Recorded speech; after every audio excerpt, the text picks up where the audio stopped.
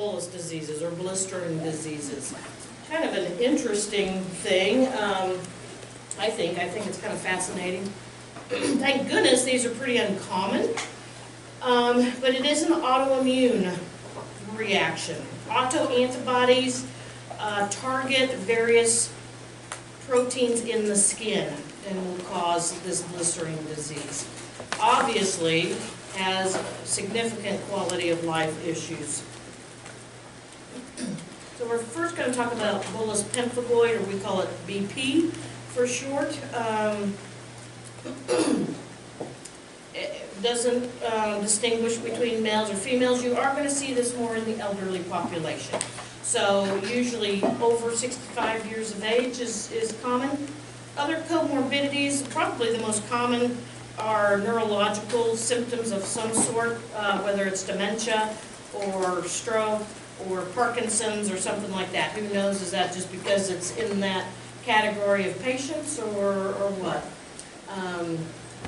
So mean is 68 to 82 years of age, so older population. Triggers are various drugs, injuries, or a skin infection. There is some genetic predisposition, and there are certain drugs that can cause a vesiculobullous reaction, and these are some of them. Of course, antibiotics are in there. Okay, so this is due to autoantibodies, IgG as well as IgE immunoglobulins that target proteins in the basement membrane. And that basement membrane is that little area between the epidermis and the dermis, okay? So you have two antigens on these proteins that these autoantibodies go after, the BP180, that's just what they've called it, and the BP230. So this basement membrane is real important for keeping the adhesion between the epidermis and the dermis. And when you have this autoantibody attacking this protein, then it allows for separation in there and blister formation. So again, this is going to result in below the epidermis, okay? That's going to be important.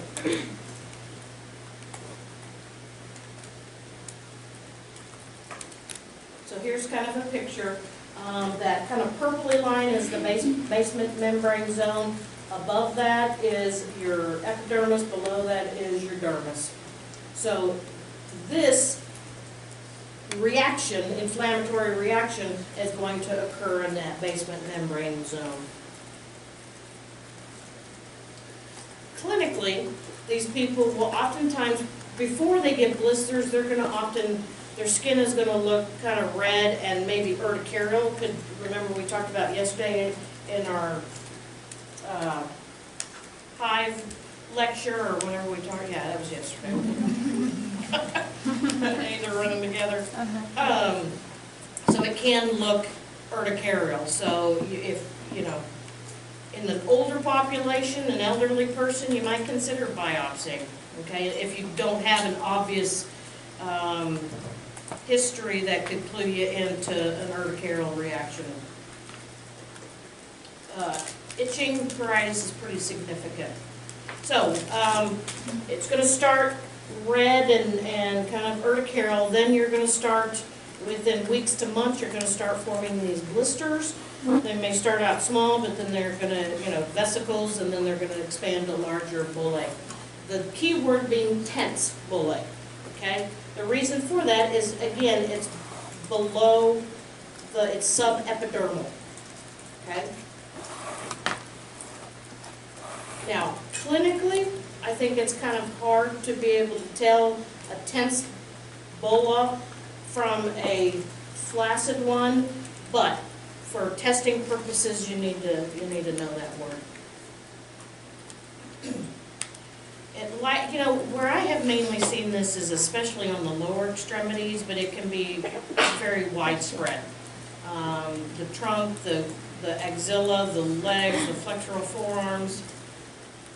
It may be localized, such as the lower extremities, or it can be very generalized. Mucous membrane involvement is very rare, 10 to 20% or less. If it is, it's going to be in the mouth. So this is what it's going to look like. Large bullae. As the bullae pop, you get an erosion then, and that's going to crust over, just like any other. So see, that would just be, I've seen it this bad. It's miserable. They're miserable. They're itchy, plus it hurts, because you get those erosions. So again, kind of look at that blister versus some blisters or bullae that we're going to be looking at here in a little bit.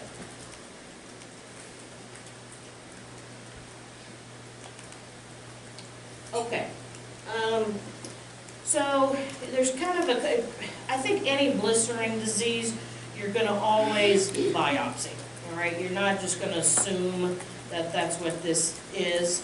I think it's going to be really hard to decipher between this one and the next one that we're going to talk about. So histologic, that's getting a regular biopsy and looking at it under the microscope. And then IF is immunofluorescence staining. Okay, we're going to talk about that here in a little bit. Well, right now. Okay, to get H&E, and H&E just means it's two typical stains that they use on every piece of, well, you probably know this, on every piece of tissue that comes through, just to help differentiate, encourage differentiation. So that's just your regular biopsy. With that, what you want to do is you want to get it right at the edge of the blister, okay? So that you want to get lesional tissue, all right? And the best place to get that is at the edge of that blister.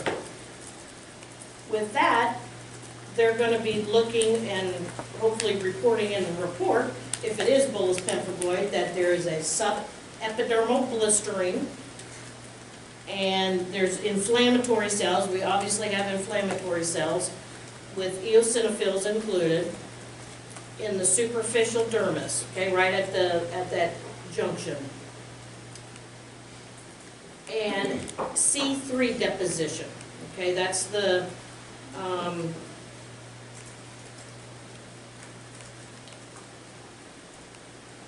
that's what they're going to report in their pathology.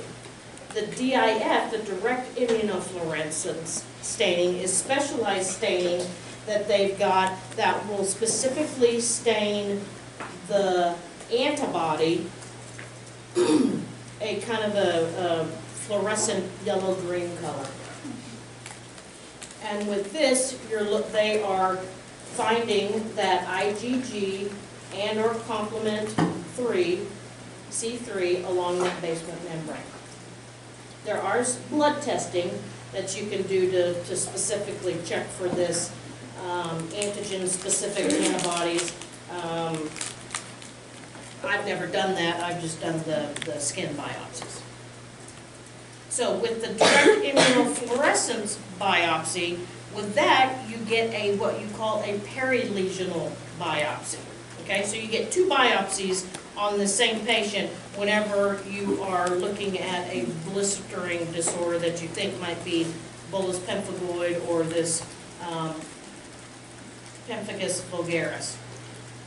The H&E, the regular biopsy, is perilesional at the edge of that blister. For the DIF, or direct immunofluorescence biopsy, you want perilesional, all right, not in the blister itself. The DIF, normally you put your normal biopsy in the formalin. The DIF has to be in a special media called Michelle's. Okay, I would say your family medicine, places like that, are not going to keep that in their offices. So again, you're going to be referring this on to a dermatologist.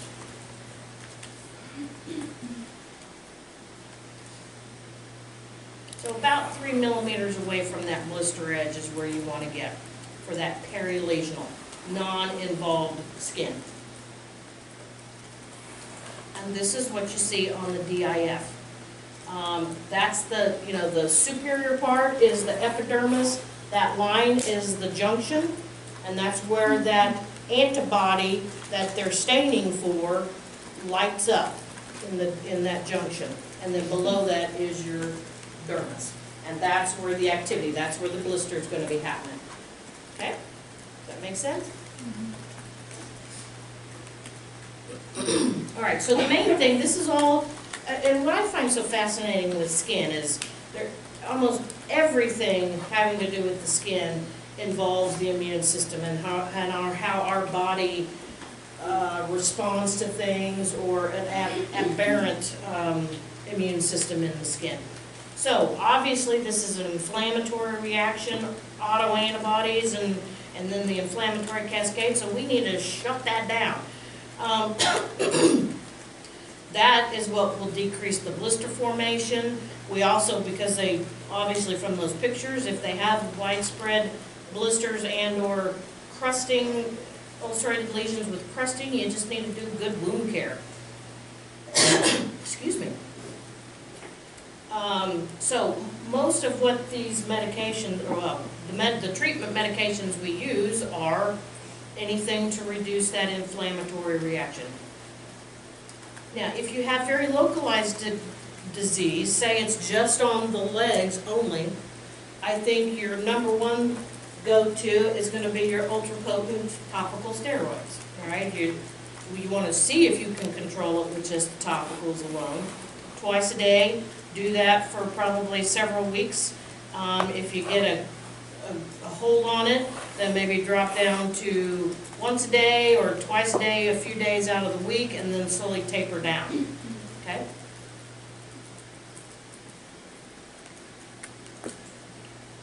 Systemic steroids are going to be your main treatment for more widespread disease, and if the topical for the localized disease doesn't work. It gives you the dosage, about 0.75 to 1 milligram per kilogram daily until clear, and then you want to slowly taper. Again, this is not anything you're going to quickly get off of, and you may very likely need to continue on a very low dosage, say 5 milligrams a day for a long period of time, several months. But remember, that's, especially in the elderly, it's not good for their bones, so you need to make sure you supplement with calcium and vitamin D.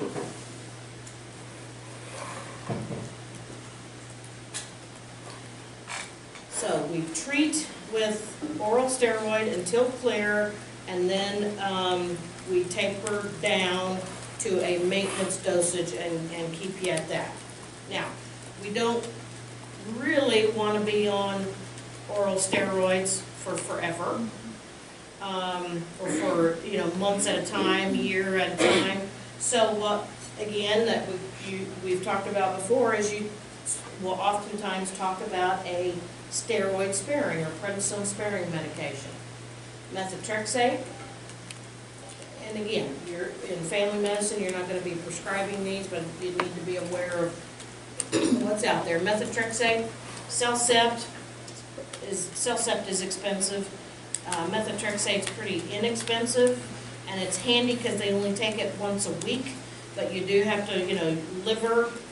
You can't give this to an alcoholic or a person with liver disease. It's well, not in an elderly person, are you worried? But it is category X. But with that, you need to supplement with folic acid because it does deplete your folic acid levels. And I just have them take it every day, and then in addition to the day that they take their folic acid. I think in years past they used to say don't take it on the day you took your methotrexate, but I think they've done away with that.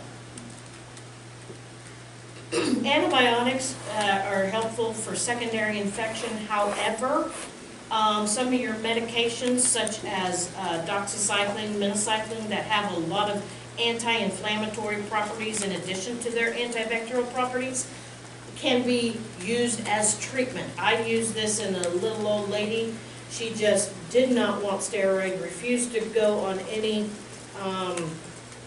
anything that would suppress the immune system. So I tried her on minocycline, and it did remarkably well for her. So that is a great option for, especially for someone who refuses to go on medications like that or has other contraindications. That in combination with your high potency steroid. All right, so be kind of familiar with, there is a biologic, an IV or I think it's an IV medication, an infusion that is out there for possible treatment.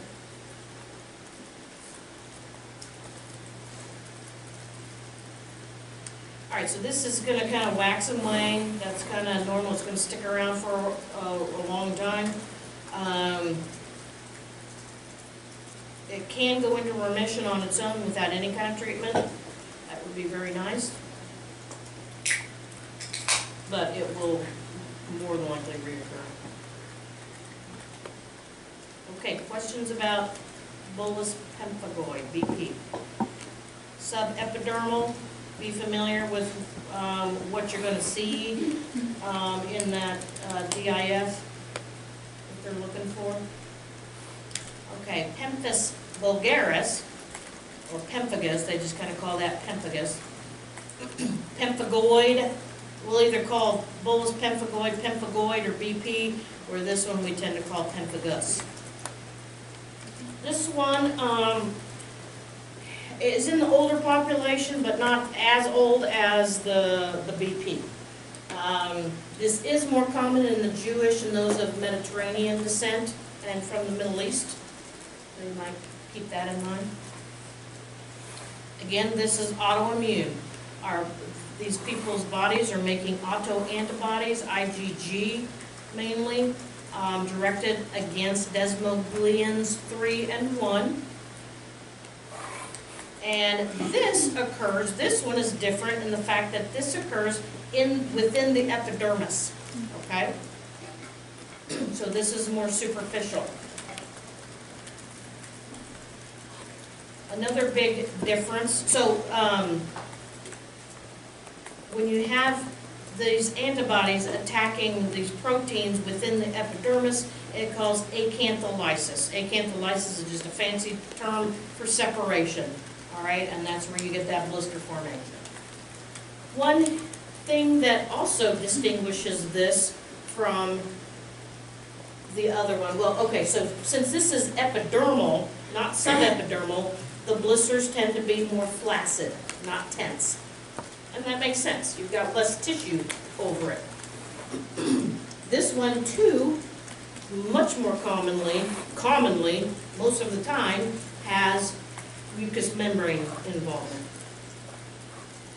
So when you see antibodies against desmoglian 3 only, you tend to have a lot more mucosal involvement. Typically, you're going to see both 3 and 1.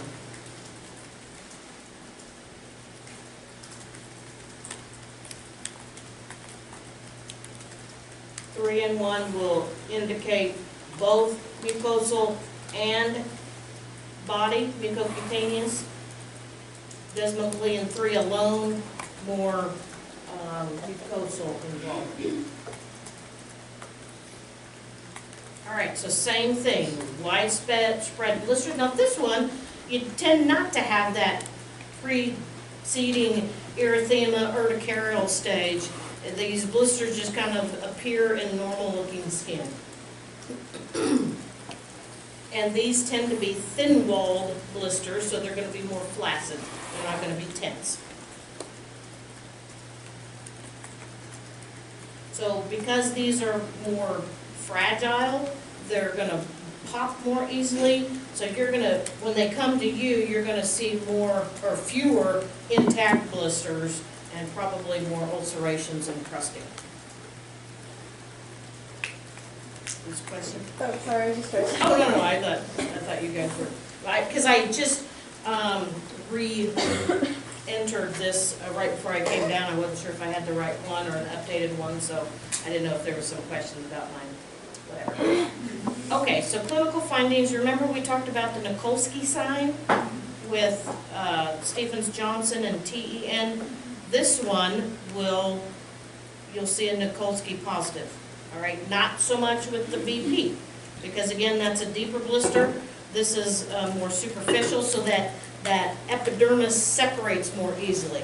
So what's the Nikolsky sign? That's where, you know, kind of a shearing or twisting force against the skin, you'll just tear the skin off. Sometimes a person will use like the eraser of a pencil and just kind of, you know, twist it on there, and it'll just easily twist that skin off. Usually this is going to present initially in the mouth and then spread to the cutaneous. Oral cavity is the primary mucosal surface it will involve, but it can get the eyes, the genitals, and further down in the oral cavity.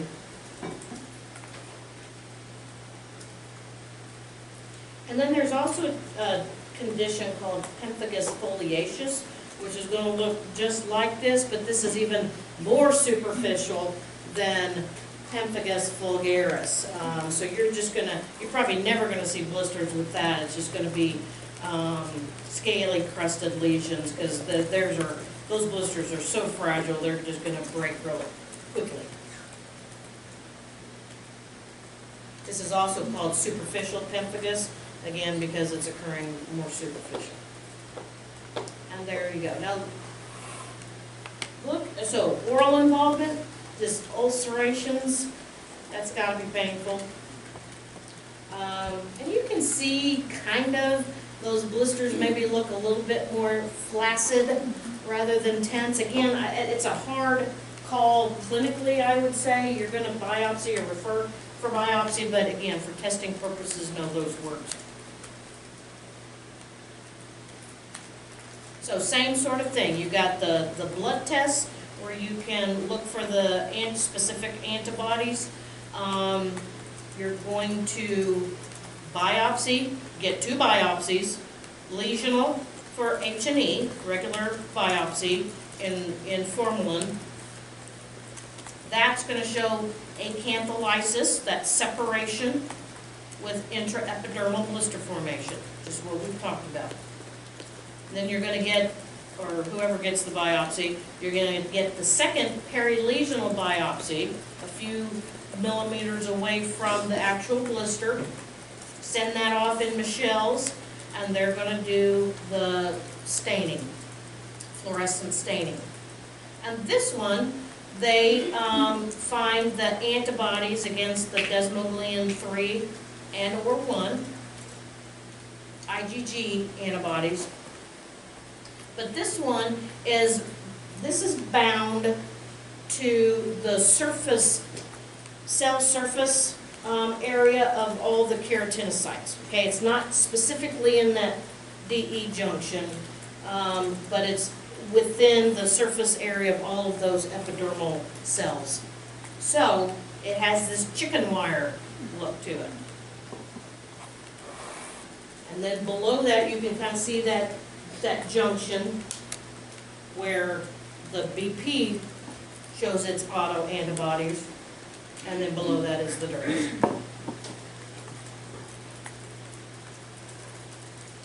All right, so really any of these blistering disorders had huge morbidity. Basically, they're kind of like a burn victim, like the TEN and Stevens-Johnson, because they have so much epidermal exposure and fluid loss and whatnot. And you know, when you have that much skin open to the environment, you get a lot of secondary infections and sepsis potentially. So malnutrition, dehydration, sepsis were always the main causes, and probably still are, but not as much, as probably more sepsis and complications with the depressed immune system with our treatment options that we have for these conditions. But nonetheless, even with improved treatments, we still have morbidity and mortality.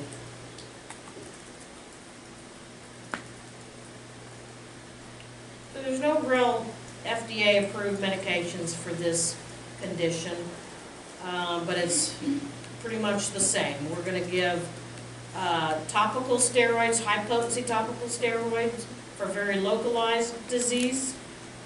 For systemic disease, your systemic glucocorticosteroids. Again, get the activity, the blister formation, and all that inflammation calmed down, under control, and then slowly taper to the lowest dosage that you can keep them on to keep them clear, or at least reasonably clear.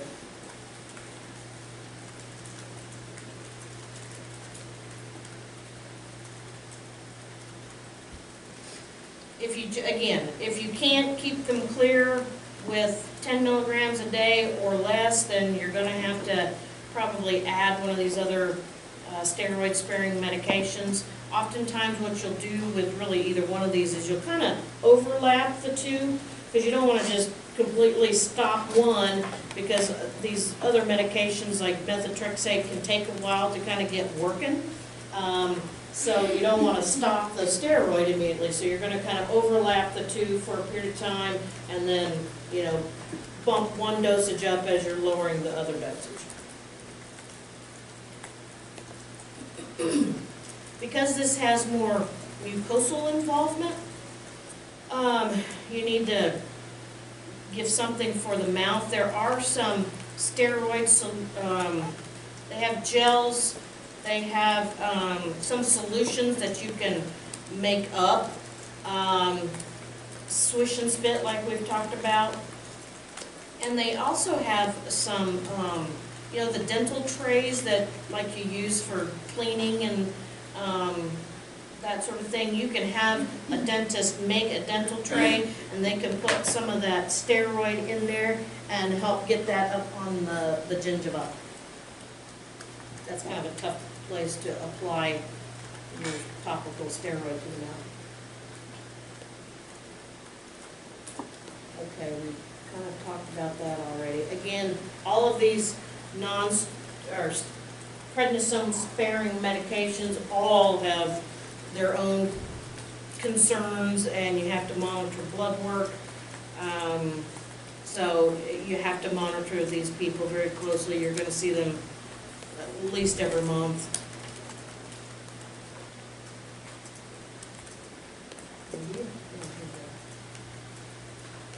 We've already talked about all that kind of stuff.